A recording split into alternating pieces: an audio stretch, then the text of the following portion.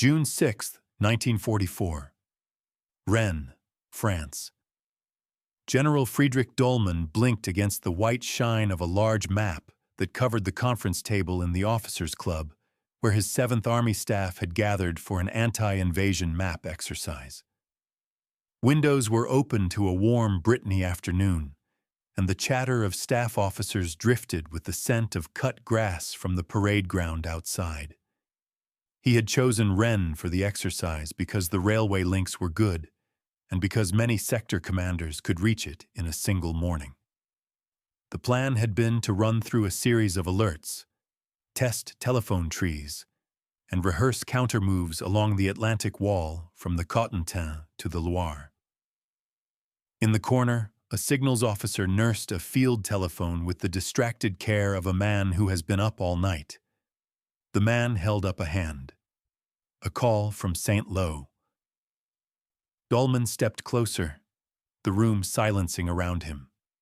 The voice on the wire carried the sort of haste that no exercise permits.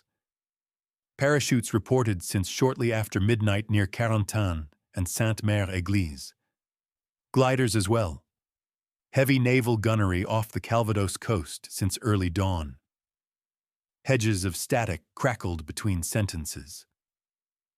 The colonel in St. Lo said that coastal batteries east of the Vire had already reported duels with ships they could not see. Dollmann felt the old, steady weight in his chest, the one that came with every alarm that might be a feint, or might be the real thing. He thought at once of Panzer Lehr at Le Mans, of the 12th SS near Alençon, of the 17th SS farther south. He thought of the permission required from higher command before those armored divisions could move in daylight. He asked for the time of the first landings, noted the minutes, then asked for a second line of confirmation. The operators were calm and quick. Telephone relays still held. He turned back to the table. The map, moments earlier a field of practiced problems, had become the plain face of a national emergency. Outside, the afternoon in Rennes remained quiet, yet every officer in the room felt the miles of coastline grow suddenly heavy with meaning. Dollmann told the room to end the exercise and return to duty stations. He took a pencil and drew his finger along the line between the Vire and the Orne, where reports already placed enemy transports. He knew that the Atlantic Wall could not hold on concrete alone. He knew that counterattack at once was the only hope. He asked where General Marx was. A staff captain answered that the LX-6 Corps commander had come to Rennes for the afternoon's exercise. The men exchanged a long look that said more than any report. For one crucial span of hours, too many men were in the wrong city. The coastal belt that Germany had named the Atlantic Wall was never a single wall. It was a chain of forts, gun pits, mine belts, concrete casemates, wire and obstacles spread across more than 2,000 kilometers of shore from the Bay of Biscay to the Danish border. It had been begun in earnest in 1942 and strengthened through 1943 and into 1944, with millions of tons of concrete poured and thousands of fieldworks sited under the eye of the organization Tot and the Army engineers. In Normandy alone, the 7th Army oversaw hundreds of strongpoints, each with its concrete name and catalog of weapons. There were heavy coastal guns around Cherbourg in the Cotentin, batteries near Grand Camp, near Longs, near Merville, and casemates that held French, Czech, and German pieces. There were mines by the hundreds of thousands, wired to pressure triggers, fused to wooden or steel stakes, buried in sandy soil that shifted with every gale. There were obstacles planted in surf and on tidal flats, set to tear out the bottoms of shallow draft craft and to explode under the weight of a tank. It looked, on a map, like a belt of iron. It felt to the men who built it like the only answer after the defeats in North Africa and Sicily. Yet by the spring of 1944, the most experienced German generals who studied the Channel shore had concluded that concrete by itself would only slow an enemy who controlled the sky and the sea. General Erwin Rommel had walked the beaches through the winter and had ordered more obstacles, more mines, more fields of fire. He argued that the only chance was to throw the invader into the water in the first hours. Field Marshal Gerd von Rundstedt and General Leo Geyer von Schweppenberg believed armor must mass inland where it could strike once the direction of the main assault was clear. Hitler, who kept final authority over the prime armored reserve, compromised in a way that pleased no one. Some formations would sit within range of the beaches.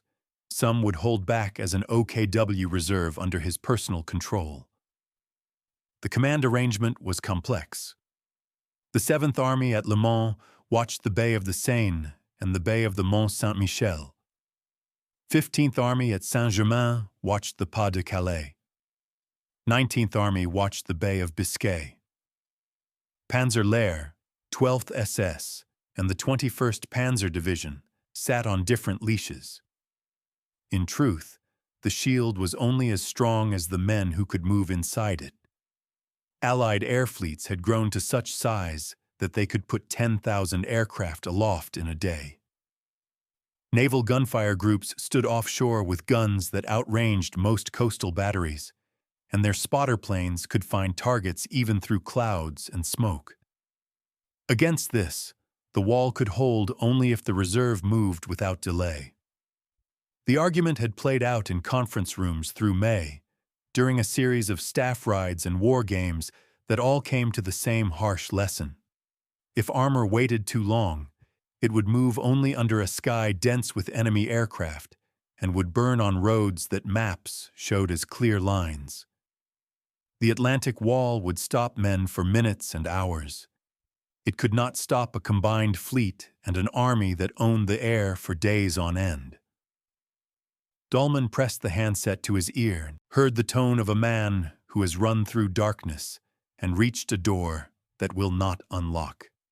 At 9:30, a report from the Caen sector placed enemy craft in lines thicker than any drill had imagined. At 1,000, another voice from Carentan said that the bridges on the Douve were already under fire from aircraft that circled and dived without challenge. A captain from the coastal artillery near Long's described shells that landed with a steadiness that no shore battery could match. Heavy naval rounds that walked forward across fields and hedgerows until their own guns were blind in their concrete boxes. Dollmann ordered the Rennes exercise to end, in fact, and not only on paper. He sent men to the station, to the motor pool, to every place that would carry them back to division and corps. He asked for General Marx and found the old soldier already at a map with a finger set near Bayeux, speaking in a steady voice about the need to shift units of the 352nd Infantry Division to the stretch between Vierville and Colleville to stiffen the thin line of the 7th Corps sector. He nodded to Marx and then moved to a side table to draft the request that he knew he had to make. To stop an invasion that had already put paratroops behind the lines and that had ships pouring men onto beaches, he needed armor today, and he needed it in the earliest hours of afternoon. He needed Panzer Lehr on the road by midday. He needed 12th SS and elements of 21st Panzer to move at once toward Caen and toward the Caen to Bayeux Road. The officers around him knew the rule. The release of the main reserve required approval from Hitler, through OB West, and through OKW. Dollmann sent the request and felt the minutes begin to bleed out of the day. Reports arrived in waves. Sainte-Mère-Église had men on the ground since shortly after midnight. There were claims of hundreds of parachutes, some mannequins to mislead, others real. The bridges at Bénouville and Ranville east of the Orne were in enemy hands after a glider assault that had come like a hammer through the night. Naval guns had cut communications near the beaches, and forward observers were dead or out of contact. The very act of turning the exercise into an emergency had cost them time. The short truth was that half the men who should have been at their desks in the morning were on trains or in motor cars, rolling across Brittany fields to sit in a room that made good sense on paper, but terrible sense in the face of a sudden storm from the sea. Dollmann stood at a window as a staff car coughed to life in the yard. He thought of the men in the concrete boxes along the sector near Omaha and Utah, men who had been told the wall would hold. He thought of the armor that sat brilliant and clean in sheds and along hedgerow lanes farther south, the best-trained units he had, men who could bite and throw back a beachhead if they reached it early. A clock on the mantel read past noon. He asked again for word from OB West. He asked again for aircraft. The answer came back with the same bleak shape. The air fleets were pinned to the ground by enemy fighters that hunted the moment a plane lifted. Some fighter groups could go up, but not in the numbers the day demanded. The ground shook where naval guns reached beyond the horizon. Dollmann closed his eyes and knew the lesson that Rommel had tried to pound into every mind in the spring. If you do not defeat them at the waterline, you will not catch them on the roads. He had said as much to his own staff, in calm classroom tones, as if time were a friend. Now time felt like a hand on his throat. Across the channel, Operation Neptune had set in motion forces that made single strongpoints feel very small. At midnight and in the first hour after, more than 1,000 aircraft carried paratroops toward the Cotentin and the plain east of the Orne. By dawn, Allied warships of every size had formed long files in the Bay of the Seine and lay under a sky that belonged to them. The first assault waves touched the sand between 0630 and 0730, from the beaches code named Utah and Omaha on the American fronts, to Gold, Juno, and Sword on the British and Canadian fronts. Total ships and craft counted in the thousands. Total aircraft sorties through the day numbered in the many thousands as well.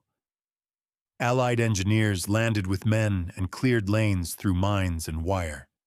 Tanks struggled in surf at some beaches, swam ashore at others, and the beachheads grew step by step through the morning. German coastal guns fought, and many fought well, but the fleet answered with volumes of fire that no single casemate could answer for long. The Atlantic Wall was doing what its planners had intended. It was buying time. Yet the shield could only do that one thing. It could not by itself throw the weight of an attack back into the sea. That task belonged to the armored reserve and to infantry divisions that had to move along rail and road. German generals had argued through the spring over how and where to position the hammer that would strike. The war games had shown the same answer each time. If the hammer weighted too far from the anvil, the men who held it would spend their strength under air attack and arrive when the enemy had already filled the fields beyond the sand. Hitler had kept the final release authority, and on this afternoon the permission that mattered most did not move as fast as events. Panzer Lehr would not be on the move by early afternoon in strength. 12th SS would clash with airborne troops and would feel the weight of Allied fighter bombers that patrolled low roads with guns and rockets. 21st Panzer would advance near Caen, find some success, and then face the first British armor across the Orne bridges. In that one span of hours, when the 7th Army staff had planned to mark problems on a paper map at Rennes, the war had made the map come alive. The Atlantic Wall as a chain of concrete, points had not failed by itself. It had been made obsolete by a modern form of war that combined massed fleets, massed air power, and fast-moving engineers, and by a command chain that delayed the only answer that could have undone the landings. Rommel had told his staff in the spring that the first 24 hours would decide the fate of Germany in the West.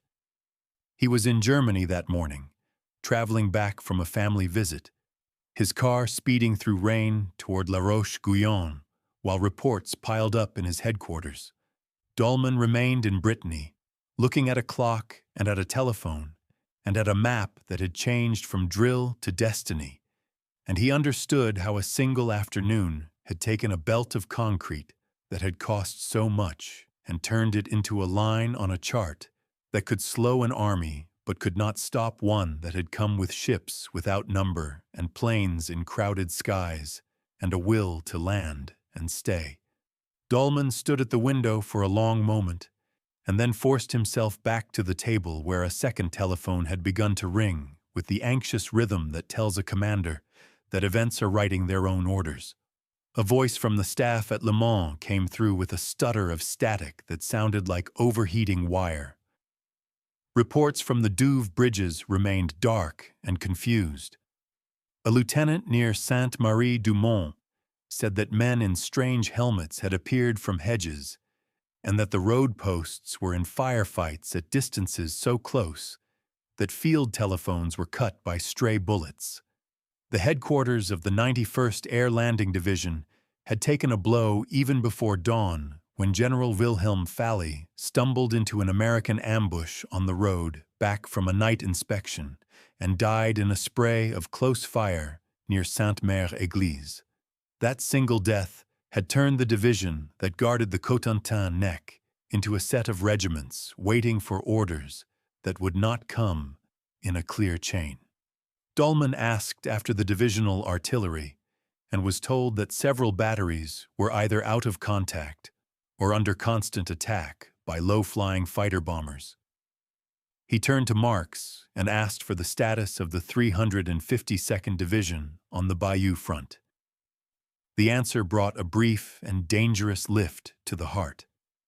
The division reported that at several strong points on the sector, later called Omaha, the first assault waves had taken severe loss and had been pinned near the waterline by accurate small arms and mortars. There were reports of wrecked landing craft and burned tanks. For a commander grasping for any lever, those sentences offered a picture of the Atlantic Wall doing what it was supposed to do. Yet in the same breath, the staff noted that the flank at Utah was less certain. The airborne landings behind the beach had disrupted the paths from the coastline to the Carentan Plain, and the great guns of the fleet were reaching inland to interdict every road where columns might form. Dollmann knew that hope born of partial reports was one of the most dangerous moods in war. He pressed for confirmation. He asked if the coastal artillery at Longueuil could still lay and fire. A battery commander answered that his observation posts had been blinded by shell bursts and that he was firing by rehearsal data without eyes on target, while cruisers rained shells with a steadiness that nothing on land could match for volume. Then came a voice from OB West. The request for the release of 12th SS and Panzer Lehr was with the highest authority. He glanced at the mantel clock again and thought of the kilometers of road that lay between Le Mans and the Bayeux front, between the Loire Valley and the Orne. He imagined columns of half-tracks and panzers trying to move under a sky where enemy aircraft prowled like hawks. He felt the slow loss that comes from knowing the correct move, and knowing that the hour to make it is sliding past while the paper with the authorization still sits on one desk too far away. He pushed his doubts down and spoke without heat. Move what can move without higher release. Alert the 21st Panzer Division farther east to be ready to strike toward the Orne crossings as soon as Corps can shape the attack. Add engineers and ask the Luftwaffe for fighters to curtain the roads. He hung up and heard, as he so often had since Tunisia, the clatter of distant naval guns inside his own skull. Across the channel, the Allied plan rolled forward on a scale that appeared almost unreal when recited in numbers, and then very real when felt in the pressure of each minute. In the first hours after midnight, 3 airborne divisions had crossed the coast. 2 of them American, the 82nd and the 101st, dropped by more than 1,000 aircraft into the Cotentin marshes and the causeways that led off Utah Beach. 1 British division, the 6th, landed east of the Orne by parachute and by glider, and Major John Howard and his men seized the bridges at Bénouville and Ranville in a stroke of skill and courage that passed into legend with 3 words from their commander: "Hold until relieved." When dawn spread over the Bay of the Seine, it found a fleet that stretched to the horizon: battleships, cruisers, destroyers, monitors, troop ships, and thousands of small craft, a floating city that fed men and machines to 5 beaches. Allied aircraft flew in swarms that a man on the ground could read as a weather sign, constant movement in every sector, a low hum that never ended. Estimates for the day record more than 150,000 troops put ashore, and many thousands of sorties by the air fleets. The detailed map of German dispositions before dawn shows a coastal crust of static divisions that had little transport, a handful of stronger infantry formations like the 350th 2nd holding bays, with heavier weapons and better training, and then the reserve of armored divisions whose movement was the true hinge of the day. Hitler had kept final control over Panzer Lehr and the 12th SS, and the process of releasing those units took hours in a command chain where men hesitated to wake the supreme authority and then hesitated again to act without a paper that carried the signature that allowed fuel to burn and engines to turn. By mid-morning, the order to move began to flow, but the combination of Allied air superiority and wrecked rails and craters in roads meant that the armored reserve advanced in fits and starts. Many vehicles did not even start until evening, and many columns moved only after sunset to avoid the fighter bombers that hunted any enemy motion. Meanwhile, the Atlantic Wall did what it could do. Strong points like WN-62 above the center of Omaha tore into the early waves and pinned men in the surf for dreadful minutes. German gunners and machine gunners fought with skill and held their posts until naval fire and direct tank fire tore openings.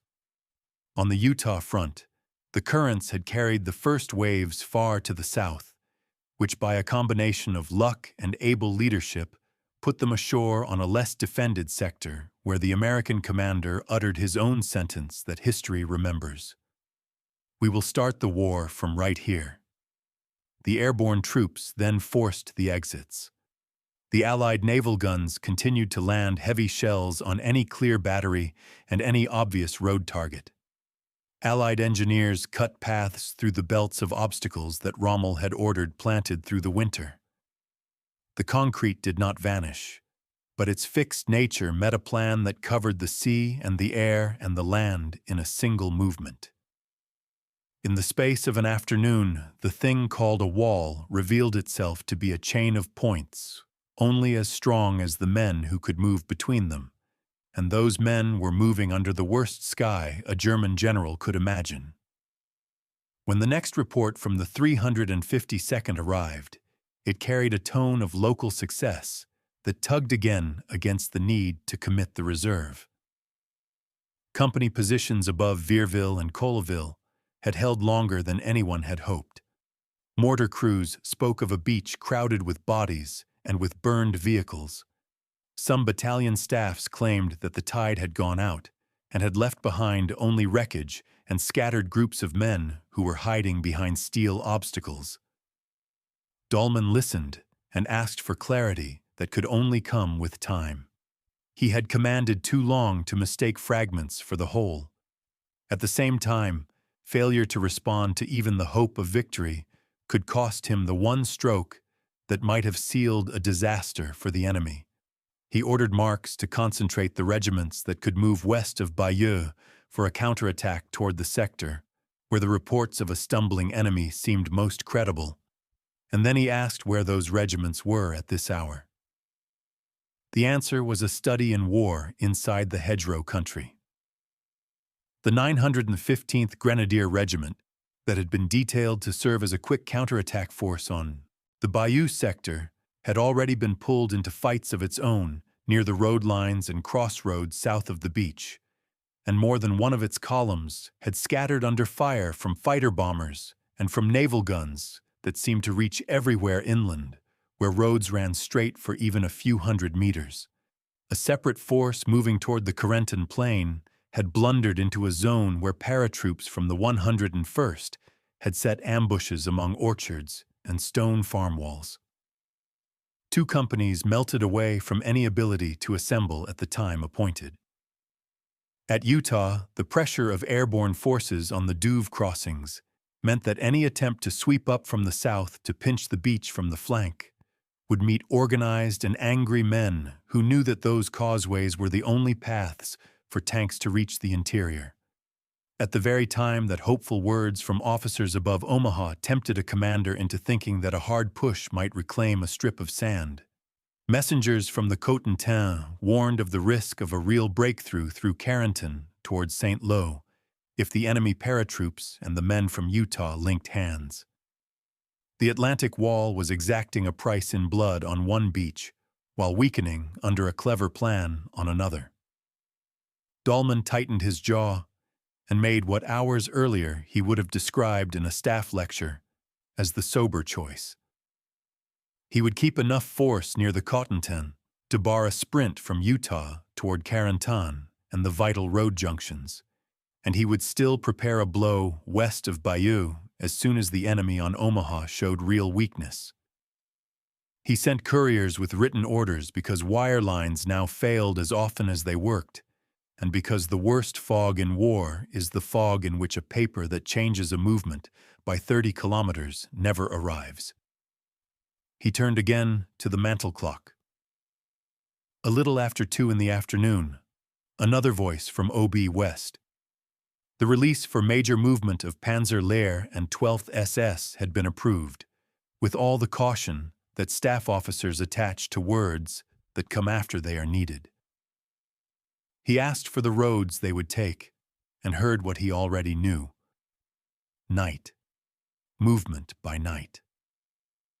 Tanks in daylight along the roads of Normandy were targets that the enemy air would burn if they were careless even for a few minutes. He looked over at Marks, a man he respected for steadiness and clear thinking, and saw in his eyes the same calculation. The afternoon had exacted its price. By evening, the day had the shape that the Allied generals had expected, and that the German generals had feared. Omaha was the hardest of the 5 beaches. Bodies and wreckage still lay in the surf and on the sand at dusk.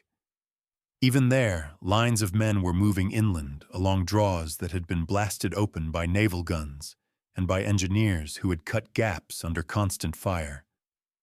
The American Vi Corps had paid a great price but had made good a lodgment by nightfall with several thousand men beyond the bluffs and with artillery starting to come ashore.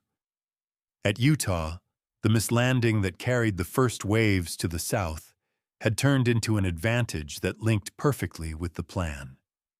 The airborne divisions had held the causeways against counterattacks and had taken Sainte-Marie-du-Mont, cut roads, seized bridges, and blocked movement along the spine of the Cotentin. The British and Canadians had driven inland from Gold, Juno, and Sword, and although Caen did not fall that day, the ground east of the Orne remained in British hands because of the glider assault on the bridges in the first hour. Allied losses were heavy. German losses were heavy. The difference lay in the flow from sea to shore. The Allies had a fleet that brought more men, more guns, and more vehicles every hour. German units that tried to move by day discovered that to travel even a short distance required courage and luck that could not be counted on for all the companies and all the batteries that needed to move. The Atlantic Wall had been built with millions of tons of concrete, with millions of mines, with belts of wire and with catalogues of obstacles planted by the thousands along every strand. In practice on this day, the concrete did not have the one thing that a wall requires to function in modern war: the power to maneuver behind it and strike. The afternoon in which the 7th Army staff had sat in Rennes at a map game had removed senior minds from their desks, had cost hours at the very start of the day, had left telephone trees briefly tangled, and had added friction that would have been damaging in any case. The greater truth was larger and more mechanical. The Allied command had built a machine that joined air to sea to land, and once its parts engaged, concrete casemates and mine belts and clever obstacles could only delay. Rommel had told his subordinates in the spring that the first 24 hours in the West would decide the war in the West. This evening proved him right, while it also proved the part of his argument that the chain of command had not fully adopted. The only chance had been to throw the enemy back while his feet were still in the water. That chance had existed for hours only, and the hours were the same hours that the request for armored movement sat above Dollmann's desk. When he finally left the window in Rennes and walked to a car for the drive back to Le Mans, he knew that the problem before him had changed shape. It was no longer to save the beaches through immediate attack. It was now to contain a series of bridgeheads that would grow each day unless he could organize a counterstroke with the armored divisions that were only then beginning to roll under cover of darkness. He closed his eyes, heard again the deep, patient beat of naval guns, and told himself the one sentence that keeps a commander moving after a day that has broken a plan. The battle was not over. He would still have to use every kilometer of hedgerow and every battery that could be put back into action to make the invasion cost as much as possible while he waited for armor to come within reach. Yet he could not escape the truth that had taken shape in the course of one afternoon. The Atlantic Wall as a fixed line was already a concept out of time. Night gathered over Le Mans, and the lamps in the 7th Army headquarters made a small island of light around General Friedrich Dollmann as he returned from Rennes and went straight to the operations room. The staff had laid fresh maps on trestles and spread them with small colored pins that showed divisions, batteries, bridges, and roadblocks. A clerk brought a plate that went cold untouched on the corner of the table. A signals captain slid a summary across the wood. 21st Panzer had advanced toward the Orne late in the afternoon and had reached ground that looked over the coast between the British beaches before pulling back at dusk under pressure from guns and armor that had come over those very bridges the gliders had seized. 12th SS was reported in assembly near Lisieux and Evrecy, restless to move against the Canadians and British whose lines were thickening north and west of Caen. Panzer-Lehr had orders to move from the Le Mans area under cover of darkness. The numbers in the margins tempted hope. Panzer-Lehr had more than 150 serviceable tanks and assault guns, and a very large number of armored carriers compared with other German divisions. 12th SS was fierce and young and full of confidence. 21st Panzer knew the ground near Caen and had already shown that it could still push. Yet even as the operations chief recited those facts, Dollmann heard the other rhythm that had owned the day. Allied aircraft continued to fly armed reconnaissance into the evening. When a convoy turned into a straight stretch of road a few miles from the headquarters, the first engine noise sent men scurrying for tree lines. A driver ran in to report that 2 trucks had burned on the route north from Château du Loir when a single fighter made a pass and fired a short burst. Dollmann asked for the status of bridges on the Sarthe and the Loire, blown, cratered, or under observation by enemy air patrols. He sent a liaison officer to 6th Parachute Regiment to stiffen the line against the American airborne grip along the Douve. He dictated a short message to General Marx that mixed order and apology. The apology was that headquarters had spent the early afternoon on a map game while the invasion grew into full fact. The order was to concentrate whatever remained of the 352nd on the ground west of Bayeux for a blow at dawn if the enemy there still showed weakness. He set down the pencil, rubbed his eyes, and called OB West again. He pressed the handset so hard his knuckles went white while he waited for the voice that would tell him whether the armored reserve would be allowed to move by more than half measures. When he heard that the release had been given, in stages, and that full movement must wait for night, he only said yes, thank you, and hung up without a show of anger. He understood chain of command. He had served in it his entire life. He also understood the arithmetic of hours. Every hour after boats had grounded and ramps had dropped, added infantry and artillery to the other side, and cut the odds that any counterattack could throw men back into the sea. He stood very still and tried to imagine what the Atlantic wall felt like to a corporal in a concrete box above a shingle strand as darkness closed. It would feel like a hard place to die, not a shield to save a continent. A staff major brought a notebook of field reports and read short sentences that stuck like nails. Sainte Mère Église held with the American flag flying. The causeways at Utah were in American hands. British engineers were laying temporary roadways up the exits at Gold and Juno. The bridges east of the Orne remained securely in British control. The main road from Bayeux to Caen filled with Allied traffic whenever mortar fire slackened. Dollmann walked to the far window and looked out at a courtyard where staff cars idled with their lights hooded. He could smell oil and dust and the faint scent of cut grass from the river. The headquarters had always felt calm to him. Tonight the calm felt like a scab over a wound that would open the moment he stepped outside. He went back to the table and wrote the last orders of the night by hand, because ink on paper can sometimes cut through confusion when wire cannot. And then he sat with his head bowed while a clerk folded each page into a leather satchel and handed it to a runner.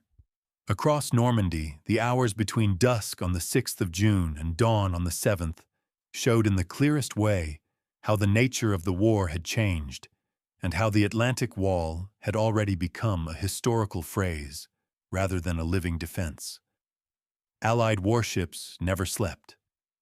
Their gun crews worked by lamps, by voice tubes, and by practiced routine to answer calls that came from beach observation parties with exact coordinates for each target. The ships had guns that could throw shells many kilometers inland. A single heavy cruiser could fire hundreds of rounds in a night. Destroyers moved in close and used their main battery like a steady hammer on any point that showed life. Allied engineers built and cleared without pause. They dragged obstacles from the surf, cut paths through mine belts, set charges on concrete where they could reach it, and laid steel matting to let vehicles climb the soft draw faces. Onshore command posts measured the flow. Through the first 24 hours, the Allied navies had put ashore about 156,000 troops on the 5 beaches. The naval lists counted thousands of siege and landing vessels, from battleships down to small craft that shuttled tirelessly between transports and the beach. The Allied air forces had flown many thousands of sorties. The number, for the day and night together, ran into the tens of thousands when fighter sweeps, bombing missions, and transport flights were added. Light planes with observers called shots for naval guns from over hedgerows. Fighter bombers hunted any vehicle that moved in daylight behind German lines. Bridges were dropped in the days before the landings, rail lines broken, junctions cratered, and any attempt to repair them invited another strike. German divisions that had been designed for static coastal defense found themselves cut off from one another the moment the first waves were up the draws.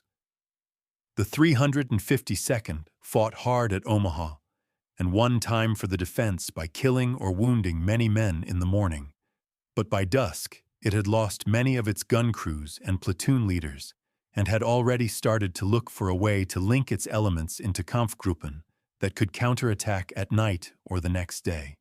The 716th, a static division with varied equipment and many older soldiers, had been spread thin from Courseulles to the Orne and could not cover all the exits. The 91st Air Landing Division in the Cotentin had lost its commanding general in the first hour of its response, when Wilhelm Falley drove back from an inspection and ran into an American roadblock near Sainte-Mère-Église. That single death left a shadow through the entire division, since men did not know where to look for orders in the first frantic hours. Paratroops had seized the causeways and the high ground near the Murderette and had held their positions through the night. East of the Orne, Major John Howard's glider men stood on the bridge at Bénouville and listened to the sounds of an army that was now coming up from the shore behind them. In that context, the advance of 21st Panzer in the late afternoon of the 6th stands as a brave and able move that could not be repeated on a larger scale, because the conditions had already passed beyond what a single division could master. The division did not lack courage. It lacked the freedom to move in daylight. 12th SS began its marches late on the 6th and into the 7th, and its first serious fighting near Caen on the 7th and 8th bled both sides without changing the shape of the line. Panzer Lehr rolled after midnight from the Le Mans area with its famous columns of half-tracks and tanks. Allied air patrols still found sections of the route and hit them. Bridges forced detours. By the time the lead elements reached the approaches to the Caen plain, the day had grown old, and the window for a quick blow at a beachhead had already closed. The wall had done what a wall can do. It had cut and bloodied. It had delayed. Once the invasion force had installed itself, the weight shifted to mobile war, and in that form of war, the side that could keep the roads and the railways and the bridges and the skies belonged to the side that had planned for this very evening with a fleet and an air, armada, and thousands of engineers. The German generals had debated this shift for months. Their debate had been overtaken by events in a single afternoon. At first light on the 7th, Dollmann gathered his corps commanders in a room that smelled of damp stone and map varnish. General Marx stood with a cane that he had needed since a wound years before, his face steady, his voice even as he pointed at the strip west of Bayeux and traced the planned counterattack. The staff read from reports that had come in the dark hours. The British had entered Bayeux during the night, and by morning they were in the center. The town had not suffered the sort of ruin that cities farther east had known when armies came through. The church still stood. The streets were busy with soldiers, not residents. To the east of the Orne, the British Airborne Division had repelled a fresh push by 21st Panzer and had received the first armor of the day across the bridges. To the west, the American airborne line around Sainte-Mère-Église and along the causeways had thickened and now ran like a living brace behind Utah. On Omaha, the survivors of the first wave had moved up the draws, and regiments were assembling on the bluffs with artillery beginning to send rounds inland. Dollmann listened without interrupting until the reports ended. Then he spoke plainly about what must be done and what could no longer be done. The order was to contain the bridgeheads, to strike where the enemy seemed less organized, to keep the Cotentin neck under pressure in order to prevent any sweep from Utah and Carentan to St. Lo and beyond. He would use what armor could reach the Caen sector to hold the ground and to prevent a breakout to the south. He wanted Panzer Lehr concentrated near Tilly-sur-Seulles and Villers-Bocage in the coming days to threaten British advances. But that would be a plan, for after today. For today, the task was to prevent the British from rolling past Bayeux and to keep Omaha and Utah apart as long as possible. Rommel arrived by midday, the long car sweeping into the courtyard with a dust plume. He had driven hard from Germany and looked like a man who had not slept in 2 nights. His first questions were short. Where are the armored divisions? Where are the bridges? Where are the airfields? He had argued through the spring that the invasion must be stopped on the beach. The morning reports were proof that the chance to do that had faded by the afternoon of the 6th. He did not waste time assigning blame. He looked instead for every method to turn the hedgerow country into a trap that might slow the enemy long enough for the armored reserve to gather.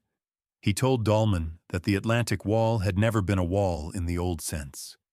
It had been a message to the German people and to the occupied coasts and to Berlin that something was being done. The true defense now lay in movement and in the use of terrain. He ordered more obstacles set on the roads behind the Sau beaches. He asked for every available battery to be shifted to positions that could fire along the lanes, rather than directly at the coast. He pressed for small counterattacks by night, and for any move that might dislocate Allied supply lines as they came off the beaches. The operations chief noted that Allied engineers were already unloading the first elements of artificial harbor equipment that would become the Mulberry system within days. Concrete caissons, steel roadways, tugboats, and cranes were moving towards staging points.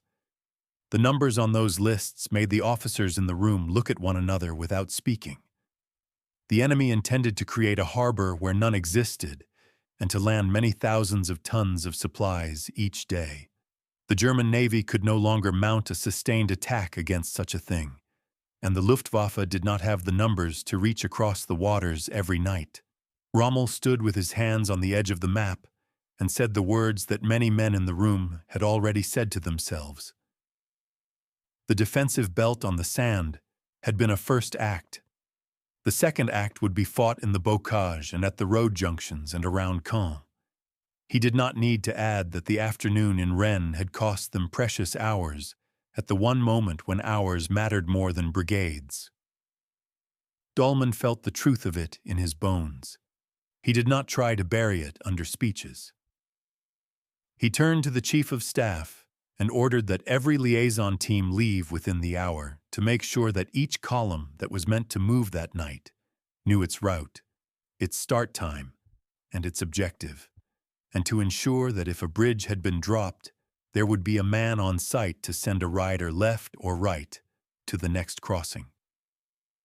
He ended the conference, walked into the courtyard, and stood for a moment in the sun while engines started and cars rolled. For one long minute he watched the rhythm of war as if it were a river flowing through a culvert. Then he went back to his desk to sign the last of the orders before noon. By late on the 7th, the line that had been a beach had become a belt a few kilometers inland. Bayeux counted British infantry in its streets and became the first French city of size to fall since 1940. To the west, the Americans anchored Utah on the airborne lodgment and started the slow push to link with Omaha across the Carenton Plain. The bridge at La Fière over the Murderay had seen some of the rarest sort of fighting, a handful of men holding a causeway while tanks on both sides looked for a position. Offshore, ships for the artificial harbors waited for the signal to move into precise places where they would be sunk to form breakwaters. On the Omaha front, the 352nd still fought, but its companies had already suffered losses that could not be replaced, and its battalions were mixing men and officers into ad hoc groups to hold the next hedgerow. Allied numbers continued to tell. The navies could land more than 10,000 tons of supplies in a day, even before the harbors were complete. Allied air patrols continued to rove inland well past the beaches and made every daylight movement costly. When a German column halted in a village square, Observers could call a destroyer into action in minutes. The German command from OB West to 7th Army recognized that they had moved into a different phase. The wall was now behind the fighting, and the defense had turned into a contest of maneuver and attrition in a countryside that favored the defender at close quarters, but that punished any attempt to shift reserves along open roads. Rommel and Rundstedt argued for different forms of counterattack, but both knew that the key fact had been decided on the afternoon of the 6th, when armored divisions were denied the immediate freedom to roll. Hitler had controlled the reserve with a hand that moved later than the clock of the invasion. The map exercise at Rennes had gathered multiple commanders away from their desks at the very hour when telephones needed steady voices. Allied air forces had prepared the battlefield by breaking rails and bridges and had then patrolled the sky in numbers that reduced daylight movement to a trickle. These three facts combined to make the line of concrete and steel along the shore a relic within a single afternoon. No one doubted the bravery of the men who had fought in the casemates and at the wire. Their fire and their courage wrote a chapter of their own. The larger picture had moved past them. The Atlantic Wall had been overtaken by a form of war that used sea and air and engineering in a single moving plan that a fixed barrier could not match. Dollmann ended the second day of the battle with a plan for the third. Hold the Cotentin neck. Press the roads east and south of Carentan. Use the Caen sector to tie down British and Canadian forces with Panzer Lehr and 12th SS as they came into position. Keep the line fluid enough that any British thrust past Caen would meet armor in depth. He signed the orders, closed his eyes for a brief minute, and saw again the daylight in Rennes when the telephone messages began to change in tone. A new war had arrived in that hour. The wall belonged to yesterday. The days ahead would belong to the men who could read the hedgerows and move at night, and accept that the sky in daylight belonged to the other side. Night settled across Le Mans with quiet streets and the murmur of river water against stone, and General Friedrich Dollmann returned to his desk with the sense that a long thread had been pulled from the day and could not be put back. The lamps in 7th Army headquarters pooled light on fresh maps, and he bent over them without sitting because the urge to keep moving was the only relief from the thought that the hours around midday on the 6th had slipped away while the staff in Rennes had been inside an exercise. Messages had continued through the night, some on paper, some carried by tired men with dust in their hair, some shouted through wire that crackled. 21st Panzer had pushed toward the sea between the British beaches in the late afternoon, had shown an old confidence near the open fields south of the coast, and then had turned back at dusk when British guns and the first arriving armor pressed its flanks. 12th SS had gathered near Lisieux and Evrecy and waited for routes to open. Panzer Lehr had begun to roll under cover of darkness from the Le Mans area. Each report carried numbers that looked strong when read aloud. Panzer Lehr with more than 150 serviceable tanks and many hundreds of armored carriers. 12th SS with a full set of young infantry and a hardened corps of tank crews. 21st Panzer with commanders who knew the Caen approaches mile by mile from training ground and field practice. Yet numbers written in a margin could not change the sound that had ruled all day, the steady hum of aircraft. A liaison officer who had ridden only 20 kilometers north had come back with a story that repeated itself along every road. When engines started and a column reached a straight stretch of macadam, a single fighter would appear like a fast shadow, and the lid truck would catch fire in seconds, and the rest would jump for ditches and hedgerows, and every movement that should have taken minutes would stretch into an hour. Dollmann asked one question that mattered most to a commander whose plan depended on march tables and timed strikes. "Where are the bridges?" A signals captain answered in a low voice. Many had been hit in the month before the landing. Repair crews worked under cover of night and moved again when dawn came and the patrols returned. The artillery officer from the Cotentin reported that the Douve crossings were under enemy observation and that any daylight attempt to bring up guns along the causeways would meet fire from men with radios in hedges and from ships far out in the bay. Dollmann wrote a short message to General Marx that mixed command and regret in a single sentence that a clerk copied by hand. He told Marx to form a blow west of Bayeux at first light if the enemy on the Omaha bluffs still showed disorder, and he added that he was fully aware that the day had demanded speed when the staff had been gathered in the wrong city. He signed orders for liaison teams to ride with each column that would move in the dark, because ink that sat inside a leather satchel and a man who knew where he must turn when a bridge was gone could make the difference between a dawn strike and a late arrival. He then walked to a window that looked over a courtyard where cars idled with their lamps hooded, and for a long moment he simply watched exhaust rise in the cool air and heard the faint river traffic and knew that the battle on the coast had already moved inland. He did not dramatize the moment. He allowed himself one brief thought that he could not say aloud in a room full of staff. A wall is only as good as the men who can move behind it. He turned back to the table and bent again to the maps and wrote the words that would knit the second day into a plan.